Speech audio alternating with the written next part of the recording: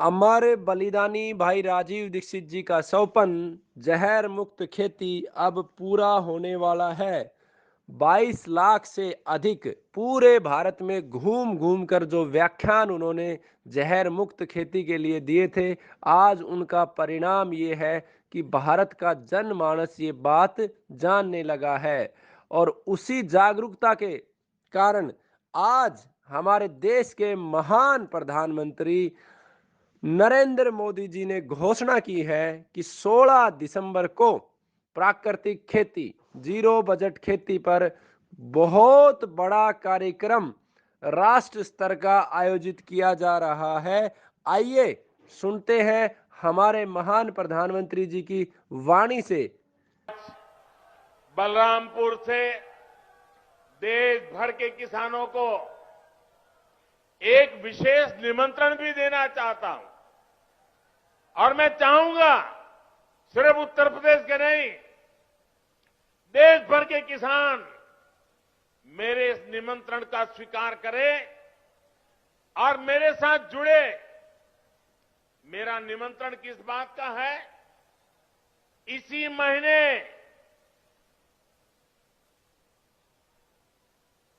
5 दिन के बाद 16 तारीख को, 16 दिसंबर को सरकार प्राकृतिक खेती पर, नेचुरल फार्मिंग पर एक बहुत बड़ा आयोजन करने जा रही है। जैसा कि हमारे प्रधानमंत्री जी ने बताया, उसमें मैं कुछ अपने विचार ऐड करना चाहता हूं। ना केवल प्राकृतिक खेती से ज्यादा उत्पादन होगा, कम लागत लगेगी, बल्कि मनुष्य जिस उद्देश्य से इस धरा पे आया है वो उद्देश्य भी पूरा होगा। परमात्मा ने मनुष्य का जो मूल उत्तरदायित्व दिया है, इस जन्म में, ये मनुष्य का जन्म 84 लाख योनियों के बाद हमें मिलता है और इसी जन्म में हम मोक्ष की प्राप्ति कर सकते हैं। इस धरा पर अगर सही तरीके से प्रकृति के संतुलन के साथ, प्रकृति के विधान के अनुसार खेती की जाए तो किसान से बड़ा धर्मात्मा नहीं है, किसान से बड़ा कोई मंदिर नहीं है। किसान का खेत ही सबसे बड़ा मंदिर है, सबसे बड़ा मस्जिद है, सबसे बड़ा गुरुद्वारा है, सबसे बड़ी चर्च है। मैं इसका गणित आपको समझाता हूं। जब एक किसान प्राकृतिक खेती करता है तो हमारी धरती माँ में लगभग 100 ग्राम मिट्टी में आज से 70-80 साल पहले 1 करोड़ से अधिक जीव थे। लेकिन इस आधुनिकता के दौर ने, झूठे प्रचार ने और उद्योगपतियों के लालच ने किसान को प्राकृतिक खेती के स्थान पर जहर वाली खेती करवाना सिखा दिया। और उसका परिणाम क्या है? उसका परिणाम यह है कि आज हमारी धरती माँ बंजर हो रही है। जिस 100 ग्राम मिट्टी में 1 करोड़ से ज्यादा जीव होते थे, आज हरियाणा पंजाब में वो रेशियो 13,000 से भी कम है। कितनी बड़ी हत्या किसानों ने की है इस यूरिया, डीएपी और केमिकल्स के माध्यम से।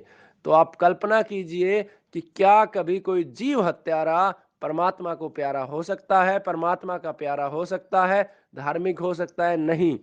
उसी जहर जो जमीन में आपने डाला, उसी जहर ने आपके अन्न को खराब किया, उसी जहर ने आपके मन को खराब किया, उसी जहर ने आपके जल को खराब किया, उसी जहर ने आपकी वायु को खराब किया। और उसका परिणाम आज राष्ट्र में 3 करोड़ से ज्यादा कैंसर रोगी हैं। उसका परिणाम आज 8 करोड़ से ज्यादा शुगर के रोगी हैं। उसका परिणाम आज 6 करोड़ से ज्यादा किडनी के रोगी हैं। उसका परिणाम घर के घर उजड़ गए। और जो दवाइयां विदेशों से इंपोर्ट की जा रही हैं, जितना धन दुष्ट अंग्रेजों ने गुलामी के दौर में नहीं लूटा था, आज आधुनिकता में आजादी के बाद लूट रहे हैं। क्योंकि सारा पैसा हमारा दवाइयों के माध्यम से विदेशों में जाता है। सभी दवाओं के पेटेंट लगभग विदेशियों के पास है और विदेशियों का खजाना भरता जा रहा है और हमारा जीवन खत्म होता जा रहा है। तो जब किसान प्राकृतिक खेती करेगा। कैसे किसान को हम परमात्मा से जोड़ते हैं वो समझिए। जब किसान खेती करता है प्राकृतिक, हमारी धरती माँ में गौ माता के गव्वे डालता है, तो वो करोड़ों जीवों को भोजन मिलता है। जो मिट्टी में 1 करोड़ से अधिक जीव है उनको भोजन मिलता है, और वो जीव हमारे लिए कार्य करते हैं। वो नाइट्रोजन छोड़ते हैं, फास्फोरस छोड़ते हैं, कैल्शियम छोड़ते हैं, जिंक छोड़ते हैं, आयरन छोड़ते हैं। जो हमारी भूमि के मुख्य पोषक तत्व है 16 के 16 वो जीव छोड़ते हैं, और उन जीवों का पेट भरता है प्राकृतिक खेती से, और उन जीवों की संख्या बढ़ती है। यानी कि सृष्टि निर्माण का कार्य तीव्रता से होता है। जब वो फसल उग जाती है, उगने से पहले जमीन के जीवों को ताकत मिलती है। जब उग जाती है तो चिड़िया, कबूतर, मोर दाना लेके जाते हैं किसान के खेत से। किसान का खेत ही सबसे बड़ा धार्मिक स्थल है, और वो जहर मुक्त अन्न लेके जाते हैं, तो उन जीवों को प्रशंसा होती है।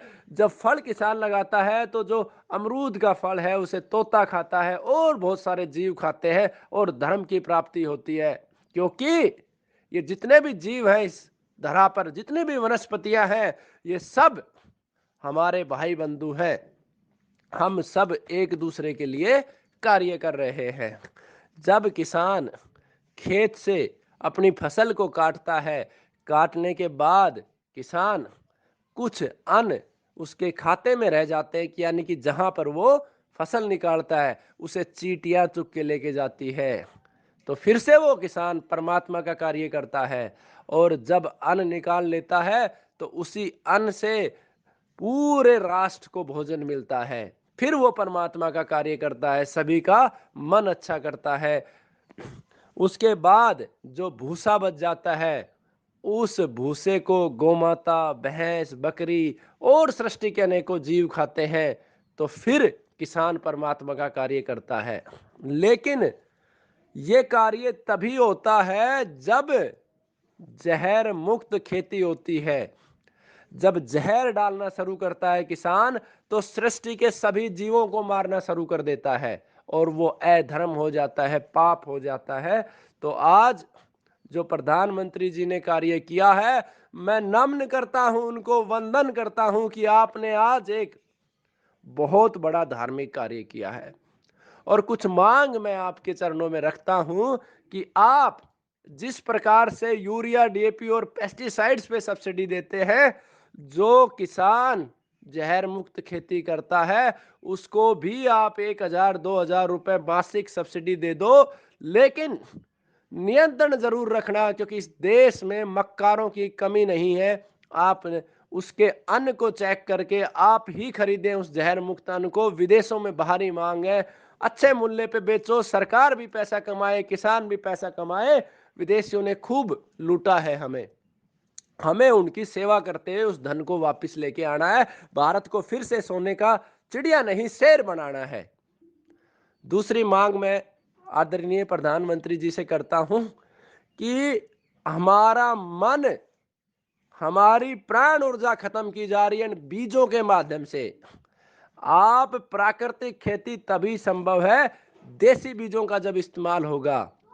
ये कॉरपोरेट जगत ने पैसा कमाने के चक्कर में हमारे बीजों को पहले हाइब्रिड किया, और अब वो जो जीएम सीड्स आ रहा है उसके बाद धरती का प्रत्येक जीव बांझ हो जाएगा, भावनाएं खत्म हो जाएंगी। इस हाइब्रिड बीज का आप एक बार देखिए, सोचिए, परिणाम ये है कि हमारी भावनाएं शून्य चली गई हैं। आज से 25-30 साल पहले का अगर आप दृश्य इस देश का याद करोगे, तो जब भी कोई अतिथि, परिवार, रिश्तेदार हमारे घर पे आता था, 4-5 दिन के बाद, रुकने के बाद जब वो वापस जाता था, बस स्टैंड पे जब हम छोड़ने जाते थे तो सभी की आंखों में पानी होते थे।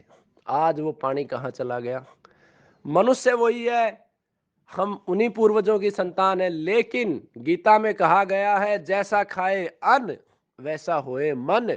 हमारा अन्न हाइब्रिड कर दिया गया, इसीलिए भाई भाई का झगड़ा है, प्रेम का अभाव है। और दुनिया का सबसे बड़ा अगर कोई सुख है तो वो प्रेम है, प्रेम से बढ़ के कुछ नहीं है। तो ये बीजों का जो खेल है, इस खेल पर भी प्रधानमंत्री जी कड़ा प्रहार कीजिए। आपको इस पावन पुनित कार्य के लिए मोक्ष की प्राप्ति होगी। प्रधानमंत्री जी, आपको भारत सदियों सदियों याद रखेगा। प्रधानमंत्री जी, आपका बहुत बहुत धन्यवाद, आभार।